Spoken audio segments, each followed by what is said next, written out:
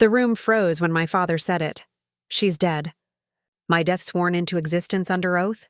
The death certificate had my name on it, my birth date, my mother's name, and the signature of a doctor who never touched my pulse. $6 million shifted quietly into an offshore account the week after. They thought it was clean. They thought I was gone. But the room stopped breathing the moment I walked in alive and I was ready to speak. I wasn't always a ghost. Once I was the daughter he held like a promise. I believed in his strength, in his voice. Fathers protect, don't they? That's what I told myself. That's what he let me believe. He raised me with sermons about loyalty, about legacy.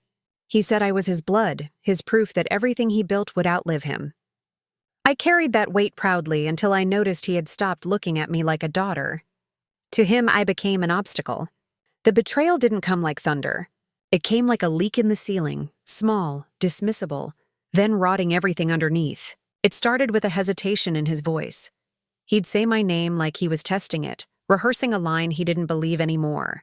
Then I noticed the bank statements. Movements too neat, too hidden. Transfers layered through accounts with names I didn't recognize. And one name I did, my cousin Daniel. His shadow trailed every wire transfer. The final crack came with a call I wasn't supposed to hear. His lawyer said it plainly. Once the death certificate clears, the funds are untouchable. She'll never come back to claim them. She's already gone. My father replied, and my heart stopped. But my mind sharpened. I didn't scream. I didn't confront. I learned. They had already buried me on paper, so I became what they claimed I was, a ghost. No more calls, no more appearances.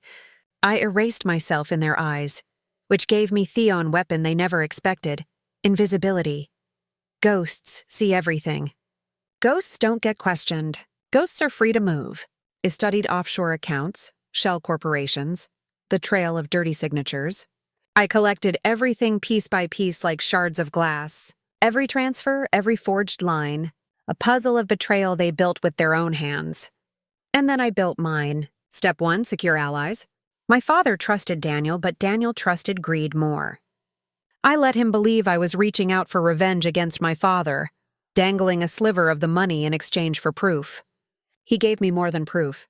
He gave me his passwords. Step 2, make them believe the lie deeper.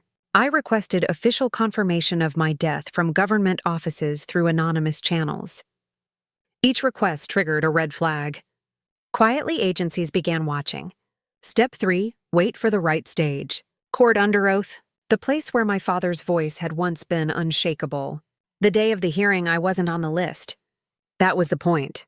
Inside, the air was tense, charged with that sterile silence only courtrooms have. My father sat with his lawyer, calm, rehearsed. Daniel was 2 seats behind him, jittering his leg, eyes darting like a rat, sensing fire.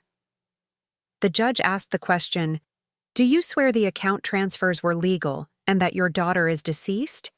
"Yes," he said steady. "She's dead." The words echoed like nails sealing a coffin. My coffin. Then the doors opened. I walked in, alive, breathing. Every head turned, papers stilled. A clerk dropped a pen. My father's jaw locked. For the first time, he had no script. I stood in the center of the room, holding the stack of documents I'd prepared. His forged signatures, Daniel's emails, the bank's time-stamped logs, every secret they thought was buried with me. The judge's voice cut through the silence. "Who are you?" "My name," I said steady, "is the name on that death certificate. The one they filed. The one they used to steal $6 million. I turned to my father. "You wanted me erased. You wanted me buried in ink and silence? But ghosts don't rest, Father. They come back." His face. God, his face. Rage curdled with fear. Realization clashing with denial. He looked at Daniel at the exits like a trapped animal searching for a way out, but there wasn't one. The judge ordered access. Officers moved in. Daniel tried to slip out but was stopped. My father reached for me once, hand trembling. I didn't move. He had chosen my death. And in that moment, he realized he had chosen his own. It ended in indictments, frozen accounts, headlines screaming off-fraud and betrayal. Business tycoon and nephew arrested in multi-million-dollar scheme. But the part no headline captured was the silence afterward. Thessalence of walking free alive after being written off as nothing. I didn't win back a father. I didn't want to. Ewan back myself. Sometimes I replay that moment in court. The breathless stillness. The sound of my own footsteps as I entered alive. The way the world shifted when the dead refused to stay dead. Justice,